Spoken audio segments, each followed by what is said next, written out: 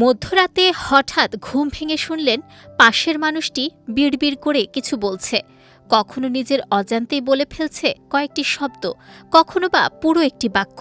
তখন অনেকের মনেই প্রশ্ন জাগে, এ কি মনের গোপন কোনো সত্যের প্রকাশ? ঘুমের মধ্যে বলা কথাগুলো কি সত্যিই লুকিয়ে থাকা রহস্য ফাঁস করে দেয়? বছরের পর বছর ধরে এমন বিশ্বাস মানুষের মধ্যে প্রচলিত থাকলেও বিজ্ঞানীরা বলছেন ভিন্ন কথা। তাদের মতে ঘুমের মধ্যে কথা বলা মানে গোপন তথ্য প্রকাশ করা নয়, বরং এটি মানুষের ঘুমের স্বাভাবিক একটি আচরণ, যার নাম সোমনিলোকই। গবেষণায় দেখা গেছে ঘুমের মধ্যে বলা অধিকাংশ কথাই অসংলগ্ন। অনেক সময় শব্দগুলো এতটাই এলোমেলো থাকে যে সেগুলোর অর্থই বোঝা যায় না।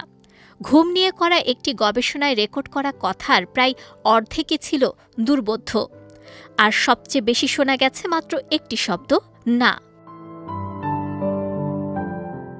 বিশেষজ্ঞদের তথ্য বলছে, জীবনের কোনো না কোনো সময়ে প্রায় 2/3 মানুষ ঘুমের মধ্যে কথা বলেন। শিশুদের মধ্যে এ প্রবণতা আরও বেশি।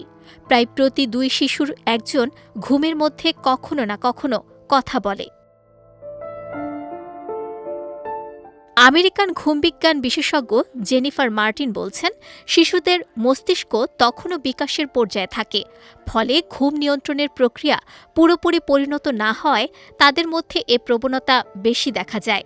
বয়স বাড়ার সঙ্গে সঙ্গে অনেকেই এ অভ্যাস থেকে বেরিয়ে আসে।